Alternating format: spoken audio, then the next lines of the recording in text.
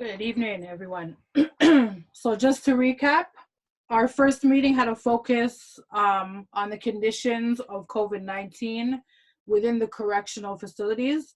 Um, we focused mainly on the South Detention Center because there were some issues in the South that we were bringing light to.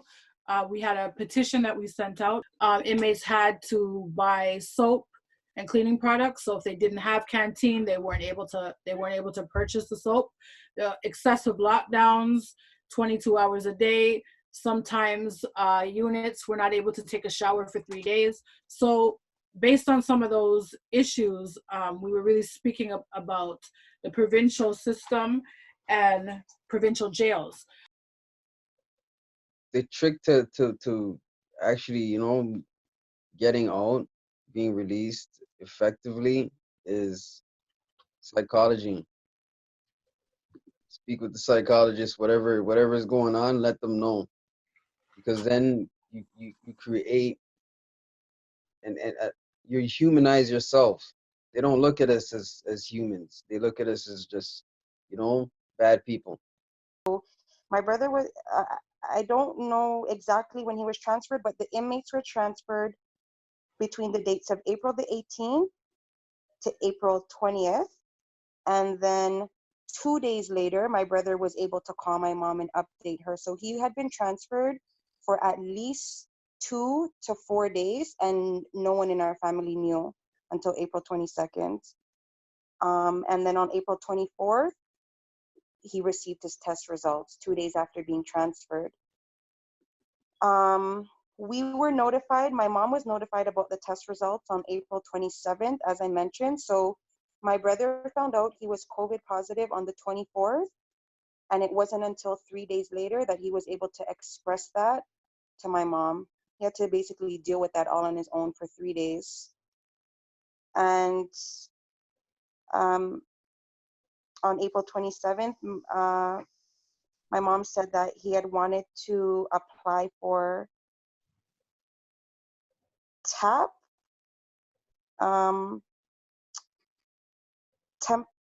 sorry, I'm not understanding the writing on this note here. Anyways, on May the 2nd, my brother was retested. And on May the 3rd, on May 2nd, he was retested. Basically, since finding out that he was positive, I know that there was roughly 110 inmates in total at Brampton OCI, and 79 of 110 were tested positive. That's basically the entire population. Wow. 25 guards were tested positive. That's a total of basically like 110 people altogether tested positive, 25 of their own staff and 79 inmates. What's the population of OCI? How many inmates are there in total? There's 110 in total. Wow. Okay. I found these results. Whoops, sorry, that's my phone. And they were transferred to the South Detention.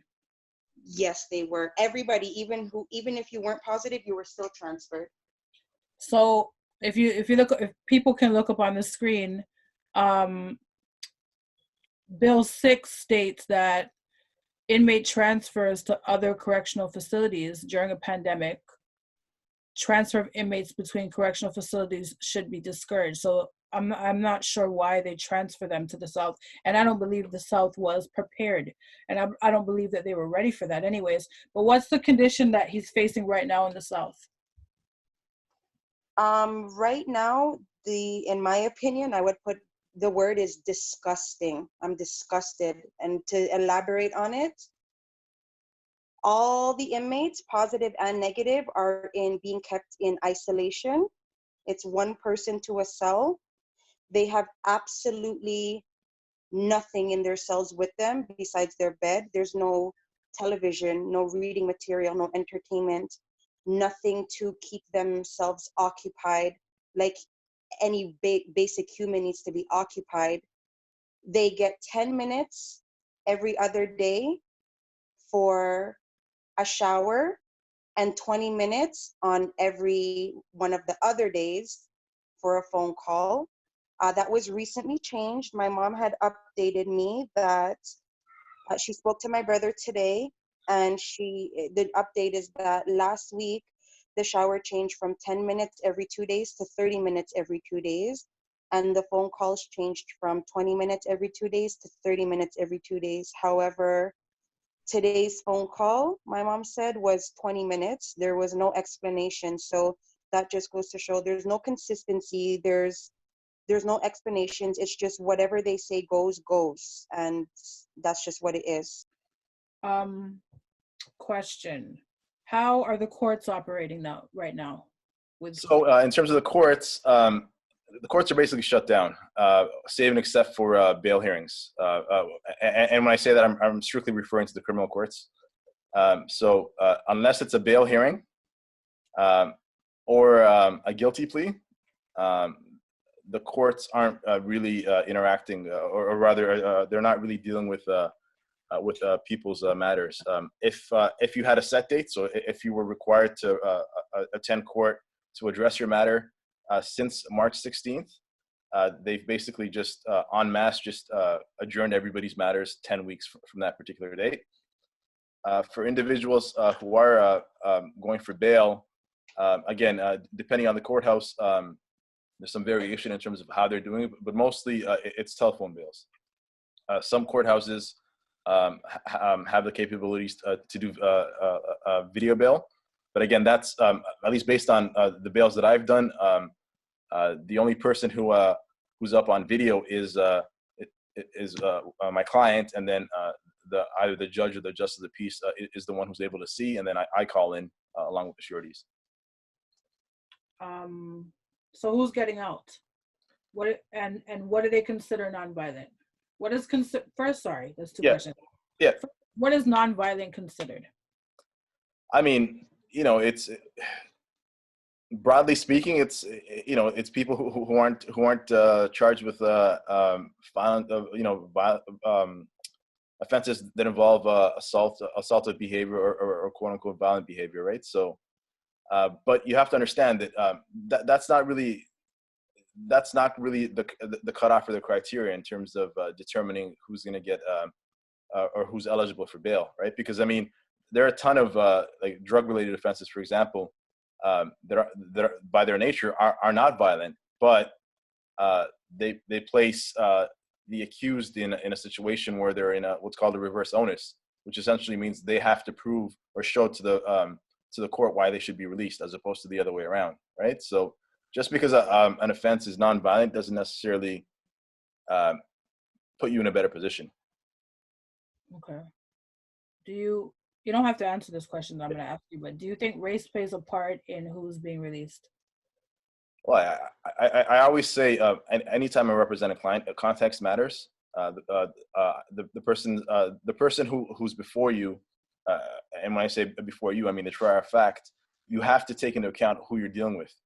Whether you want to acknowledge it or not, justice isn't blind, right? I mean, there's certainly, all throughout the system, there are decisions or choices that can be made, right? So, for example, when the police interact with somebody, they have the discretion whether or not they choose to charge somebody. If they choose to charge somebody and the person comes before the courts, certainly a Crown attorney has that discretion as well in terms of whether or not they're going to continue with the prosecution. So, yeah, I mean, race is certainly something that plays a part, right? I mean, you can't you can't with a straight face say that somebody's identity doesn't even on a subconscious level play some part at some point throughout the process. I'm not saying that all cops who deal with individuals are racist, or they're working from a framework or a mentality where race is the sole issue. But I mean, at some point, when somebody's interacting with with a criminal justice participant, it's to suggest that a race may be a factor in how they're treated. I don't think is a crazy statement to make. Okay. So now with that being said, Yeah. who is getting out, or who do you find is getting out?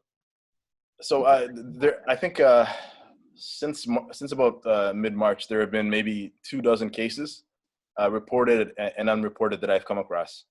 And you know, there's been a fairly wide spectrum of people who are being released. So, like for example, you know, I've had some clients myself who are facing fairly serious, fairly violent charges who have been released on bail.